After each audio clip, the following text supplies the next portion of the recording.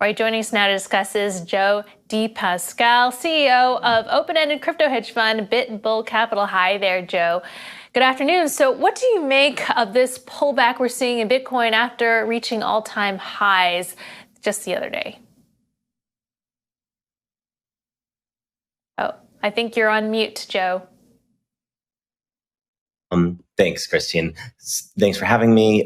Yeah, it's been interesting to see the last day's pullback, about 6 or 7%, as you said in the last day. I'm still heartened by how Bitcoin has again exceeded 100% gains this year, and even this month, well above 30% gains. So it doesn't concern me. I think, in technical analysis wise, we saw a bull flag, and now it'll be about, can Bitcoin find support at 60K? All right. So what opportunities are you seizing amid these all-time highs that we have been seeing for Bitcoin? Or is now a time just to take a breather and maybe rest on your laurels for now? Yeah, so there's a couple different things that we've seen. One, as you mentioned already, the inefficiencies that you can see in the Bitcoin futures markets, or especially the futures ETFs. So there can be some plays around that, around those inefficiencies and pricing being off.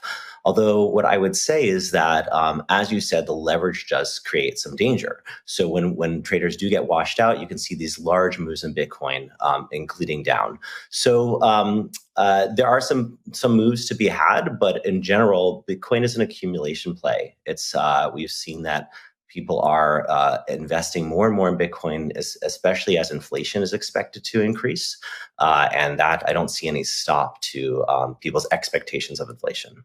Right. There has been a lot of conversation around the premium, the contango around these Bitcoin futures ETFs. So I suppose you don't see yourself investing in them anytime soon, or do you? And if not, who's buying into these? So, actually there is space for hedge funds and active managed hedge funds like BitBull in these ETFs.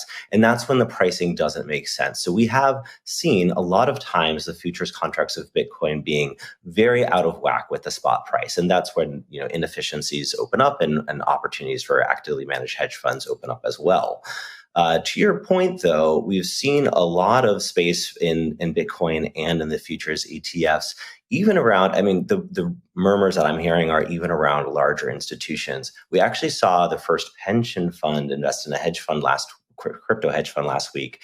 And in terms of the futures ETFs, I think there's a lot of interest in specifically an ETF, and one, supported by the SEC and Gary Gensler as well. Are you taking advantage of the arbitrage opportunities presented by these Bitcoin futures? Right now, there's some risk in the area, so I don't think it's the time to do a volatility play at the moment. I think it's the time to see if the support lands at 60K, and in that case, hold. As we saw, I remember about a year ago, September of last year, Bitcoin was just hovering at around 10K, and people said, maybe it'll go lower, but then we saw it shoot up to its former high of over 60K. So I don't think it's a time to buy and sell. I think it's a time to hold and see what happens. We're tracking huge investment into the space. The crypto market cap is now at a record high. Where is BitBull putting their money?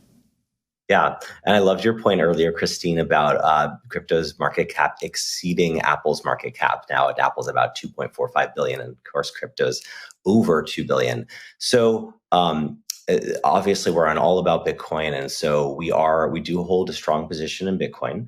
But what we've seen in the past is, of course, even in previously in this year when Bitcoin reached its all-time high, it did then slide for a couple of months as the alts gained steam. And so we do see Ethereum now gaining a lot of steam, other alts, Solana, and others gaining a lot of steam. Part of our strategy is to get into coins that aren't in the top 10, of course, and ones that we believe in and go further. But Bitcoin, I believe, is a leader, and we saw in years like 2019, Bitcoin way outpaced Ethereum. Bitcoin gained about 97% in 2019, while Ethereum lost, negative 3%.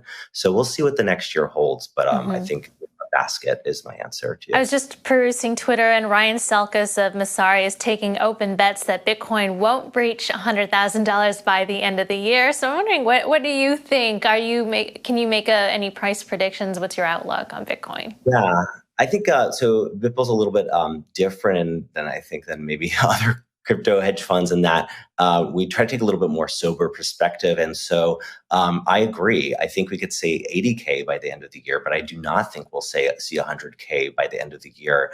We've been having some pretty, conservative but also accurate estimates over the years. I know others have been predicting 100K by the end of the year since 2018. So I think 80K would be my estimate.